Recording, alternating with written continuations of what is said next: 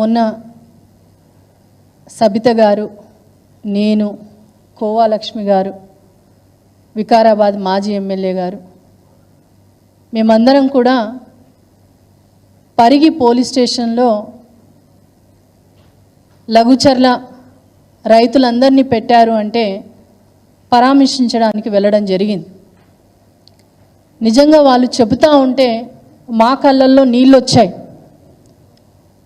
రాత్రికి రాత్రి వాళ్ళని తీసుకొచ్చి మరి 50 మందిని తీసుకొస్తే మరి అక్కడ ఉన్నటువంటి కొంతమంది కాంగ్రెస్ నాయకులు చూపించిన వాళ్ళనేమో బయటికి పంపించారు, కొంతమందిని మాత్రమే బీఆర్ఎస్ మీటింగ్లో పోతారు లేదంటే అక్కడ ఉండేటటువంటి నాయకులతో పాటు ఉంటారు అనుకున్న వాళ్ళని కావాలని నిర్బంధించి మరి అక్కడ కనీసం దాడి జరిగిన దగ్గర ఉన్నారా లేరా, అసలు దాడి జరిగిందో లేదో కూడా తెలుస్తలేదు. ఎందుకంటే ఇందాక అక్కన్నారు కలెక్టర్ గారే స్వయంగా నా మీద ఎటువంటి దాడి జరగలేదు అనేసి ఆయన నోటెమ్మటే వచ్చినప్పటికీ మరి అమాయకుల్ని తీసుకెళ్ళి ఈరోజు పోలీస్ స్టేషన్లో ఉంచడం జరిగింది. బయటకు వచ్చి వాళ్ళ కుటుంబ సభ్యులతో మాట్లాడే ప్రయత్నం చేస్తే మరి ఆ పోలీస్ స్టేషన్లో ఐటీఐ స్టూడెంట్ ఒక అతను ఉండే, అక్కడ నాకు అసలు ఏమీ తెలియదు, నేను కాలేజ్ నుంచి వచ్చి అక్కడ నిలబడితే నన్ను తీసుకొచ్చేసి జైల్లో పెట్టారు అనేసి. గర్భిణి ప్రవీణ్ అనేటటువంటి ఒక అతను, అక్కడ నిండు నెలల గర్భిణి నా భార్య, నన్ను కొట్టారు, నేను అసలు అక్కడ దాడి జరిగిన చోట లేను. మరి వాళ్లకు అన్ని చోట్ల మరి మీడియా తీసినటువంటి వీడియోలు కావచ్చు వాటన్నిటిలో చూస్తే ఎవరున్నారు ఎవరు లేరు అనేది తెలుస్తుంది కదా. అయినా కూడా అన్యాయంగా మమ్మల్ని తీసుకొచ్చి బాగా కొట్టారక్క, కొట్టినట్టుగా మళ్ళీ ఎవరన్నా వచ్చి అడిగినప్పుడు చెప్తే మళ్ళొక రౌండ్ మీకు వేస్తామనేసి బెదిరించారక్క అనేసి వాళ్ళు చెప్పడం. బయటకు వచ్చి మహిళలతో మాట్లాడే ప్రయత్నం చేస్తే వాళ్ళు మీడియా ముందుకు వచ్చి కూడా వాళ్ళతో ఏం జరిగిందో చెప్పుకోలేనటువంటి పరిస్థితిలో వాళ్ళు ఉన్నారు. రాత్రికి రాత్రి 50-100 మంది వరకు వాళ్ళ ఇళ్ళ మీద పడి మహిళల్ని ఎక్కడ పడితే అక్కడ ముట్టుకొని ప్లేస్లో ముట్టుకొని వాళ్ళని నెట్టి గర్భిణీ మహిళని కూడా చూడకుండా వెంటబడతా ఉంటే మరి అరాచకంగా వాళ్ళతో ప్రవర్తించి ఈరోజు వాళ్ళ భర్తల్ని వాళ్ళ బిడ్డల్ని లాక్కొని వెళ్ళిపోయినటువంటి పరిస్థితి. మేము మహిళలం కాబట్టి మేము పోతే వాళ్ళు చెప్పుకొని ఏడ్చినటువంటి సందర్భాలు ఉన్నాయి.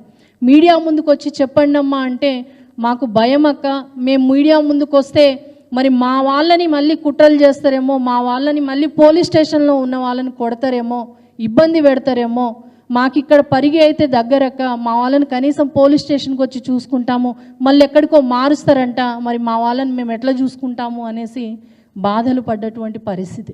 నిజంగా ఈ రాష్ట్రంలో ఏం జరుగుతూ ఉంది అనేది ఒక్కసారి మనం అందరం ఆలోచన చేయాలి.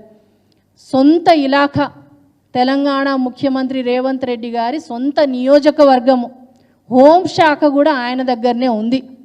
మరి అయ్యో అప్పటికప్పుడేమన్నా జరిగిందా అంటే కాదు. భూములు తీసుకునే విషయంలో కొన్ని నెలలుగా రగులుతున్నటువంటి ఈ విషయము మరి అక్కడ ఒక ముఖ్యమంత్రిగా కాకపోయినా అక్కడ ఎమ్మెల్యేగా ఉన్నటువంటి ముఖ్యమంత్రి గారి రేవంత్ రెడ్డి గారికి తెలియదా? హోంశాఖ మరి కనీసం సమాచారం ఇవ్వకుండా ఉంటుందా? అంటే అక్కడ ఏం జరుగుతుందనేది పూర్తి సమాచారం ఉన్నా కేవలం కేటీఆర్ గారిని ఇరికించాలి, అక్కడ ఉన్నటువంటి బీఆర్ఎస్ మాజీ ఎమ్మెల్యేని ఇరికించాలి అనేటటువంటి దురుద్దేశంతో ఇది కాంగ్రెస్ చేసినటువంటి పక్కా కుట్ర, రైతుల మీద చేసినటువంటి కుట్ర. ఒక ముఖ్యమంత్రిగా ఆ నియోజకవర్గ ఎమ్మెల్యేగా ఒక హోంశాఖని తీసుకున్నటువంటి వ్యక్తిగా ఆయనకు సమాచారం ఉండకుండా ఉంటుందా? మేము ఎమ్మెల్యేగా ఉన్నప్పుడు కలెక్టర్ గారు ఎక్కడికన్నా వెళ్తే డిపార్ట్మెంట్ సహకారం లేకుండా మేము ఎక్కడ చూడలేం. మరి ఒక కలెక్టర్ గారు పోయి అక్కడ మీటింగ్ పెడతా ఉంటే మరి కనీసం డిపార్ట్మెంట్ అక్కడ లేనటువంటి పరిస్థితిలో ఉండేనా? ఒక్కసారి మనం ఆలోచన చేయాలి. ఈరోజు ఎవరిని ఇరికించడానికి చేస్తున్నటువంటి కుట్ర అనేది మనం ఒక్కసారి ఆలోచన చేయాలి. నేడు గిరిజనులకు జరిగినటువంటి అన్యాయం మీద ప్రతి ఒక్కరూ కూడా గొంతెత్తాల్సినటువంటి అవసరం ఉంది. కేసీఆర్ గారు మరి తెలంగాణ వచ్చిన తర్వాత ఎట్లుండాలో, మరి తెలంగాణ రాష్ట్రం వచ్చిన తర్వాత తొలి ముఖ్యమంత్రిగా రైతులకు భరోసాగా నిలబడ్డటువంటి వ్యక్తి. రైతుని రాజుని చేస్తా అనేసి రైతు పక్షానే అన్ని సంక్షేమ పథకాలు తీసుకొచ్చినటువంటి వ్యక్తి. మరి గిరిజనుల బిడ్డలకు ఆనాడు 10% రిజర్వేషన్ ఇచ్చినటువంటి వ్యక్తి కేసీఆర్ గారు. గిరిజన బిడ్డల పోడు భూములకు పట్టాలిచ్చి వాళ్ళకు అండగా నిలబడినటువంటి వ్యక్తి కేసీఆర్ గారు. గిరిజనులకు ఆత్మగౌరవం కోసం బంజారా భవనాన్ని హైదరాబాద్లో ఇచ్చినటువంటి వ్యక్తి కేసీఆర్ గారు. తండాలు గూడాలను మరి గ్రామ పంచాయతీలుగా చేసి అధికారాన్ని చిన్న చిన్న జిల్లాలుగా విభజించి అధికారాన్ని దగ్గరికి చేసినటువంటి గిరిజనులకు దగ్గరికి చేసినటువంటి వ్యక్తి కేసీఆర్ గారు. మరి అటువంటి కేసీఆర్ గారు రైతుల్ని రాజు చేయాలన్నటువంటి ఆయన ఎక్కడ? మరి ఈరోజు గతంలో మరి మాకున్నటువంటి ఈ వయసులో మేము సినిమాల్లో చూసినాం, మహిళల మీద గతంలో అరాచకాలు జరుగుతుండే, అది ఉండే ఇది ఉండే అని. కానీ ఈరోజు ప్రత్యక్షంగా కళ్ళ ముందు, అది కూడా ముఖ్యమంత్రి సొంత నియోజకవర్గంలో జరుగుతుంది అనేసి ఏ రోజు కూడా మేము అనుకోలేదు. ఆ మహిళలు వివరిస్తున్న తీరుతోటి నిజంగా మేమే భయపడే పరిస్థితిలో వాళ్ళు వివరించిన తీరుతోటి ఒక మాజీ ఎమ్మెల్యే అయినా కూడా మేమే భయపడే పరిస్థితికి వచ్చింది. అంటే ఎక్కడున్నాం మనము? ఏ తెలంగాణ రాష్ట్రంలో ఉన్నామా లేదంటే ఇంకెక్కడన్నా ఉన్నామా? మరి గతంలో ఇదే ముఖ్యమంత్రి రేవంత్ రెడ్డి గారు మరి ఆనాడొక మాట ఈనాడొక మాట.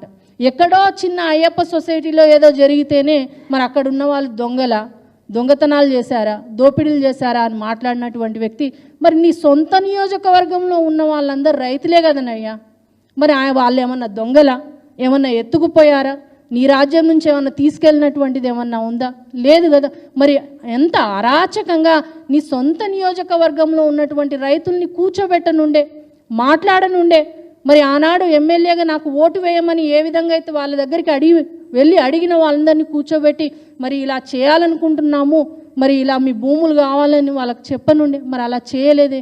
అక్కడ మహిళలు, రైతులు అందరూ చెప్తున్నారు, అన్యాయంగా అరాచకంగా మా భూముల్ని లాక్కుంటున్నారు, కనీసం మాకు మీ భూముల్ని తీసుకుంటామన్న సమాచారం కూడా ఇవ్వలేదు, కాబట్టే మేము తిరగబడ్డము మరలబడ్డము అనేసి వాళ్ళు అంత క్లియర్గా ఓపెన్గా చెప్తా ఉన్నారు. కానీ ఈరోజు నేను మాజీ ఎమ్మెల్యేని, నా ఇల్లెందు నియోజకవర్గంలో ఏదన్నా ఇబ్బంది కలుగుతుందంటే నాకు చెప్పుకోకుండా ప్రజలు ఉండరు. మరి అట్లనే కదా పట్నం నరేందర్ రెడ్డి గారికి కూడా అక్కడ ప్రజలు విన్నవించుకున్నారు. అన్నంత మాత్రాన మరి బీఆర్ఎస్ నాయకుడే అది చేయించిండు. మరి నాకేదన్నా బాధ అయితే నా అధిష్టానము, మరి ఇక్కడ వర్కింగ్ ప్రెసిడెంట్ కేటీఆర్ గారు ఉంటారు, కేసీఆర్ గారు ఉంటారు, హరీష్ రావు గారు ఉంటారు, నాకేదన్నా బాధ కలిగితే వాళ్ళకే చెప్తాను కదా.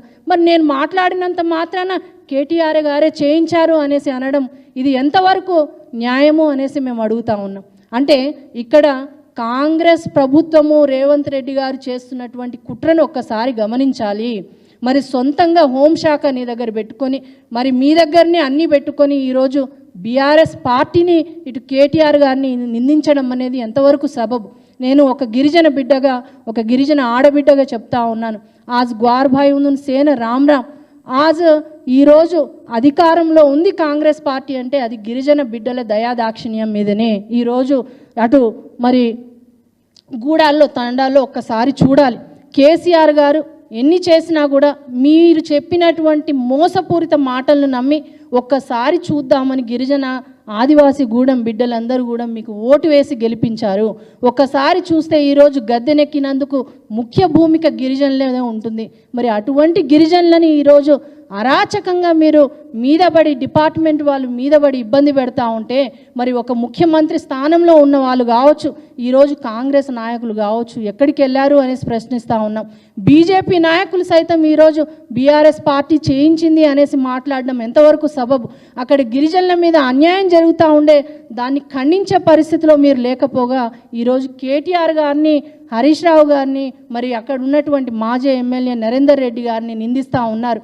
మరి ఒక గిరిజన ఆడబిడ్డగా आज ग्वार भाइयों सेन हाथ जोड़न तमें सेन विनती करीचु तमसे ताड़न वोटे घाले तो आज कांग्रेस प्रभुत्व में रेवंत रेड्डी मुख्यमंत्री है वो बैठो आज मैं एमएलए गारजन मन कतराय को आदमी पूछे आज गिरिजन रिजर्वेशन या सजवन नियोजकवर्गाल कोनी अज्जी 10 नियोजकवर्गाल ग्वार भाई लंबाड़ा बंजारा सोदरु तलसलतो गेल्चो तुम्हारी यहाँ ऐक्यता छेनी जना तम हनु एरेचोगे ताने लपनी आज पार्टीलु रह जाव नायकुलु रह जाव लपनी आज ये गिरिजन बिड्डले पर जरगरी जोन दाड़िन तम से ताणी खंडिंचुनु आज भारत देश व्याप्तंगा एक बोली एक ग्वार एक बोली थी अपन राचा आज गिरिजन बिड्ड लगिचर्लमा से बरकारे महिलाल से माउन जरिगिर जाऊन बाधान आज ग्वारेर संघाल कथ चोको आज आदिवासी गिरिजन संघाल अन्नी कूड़ा मरी दीनी निलदीयाल्सिनटुवंटि अवसरम उंदी मी तम से ताणिन आज गिरिजन संघाल से ताणिन आज लघुचर्ल जाताणिन तम से ताणिन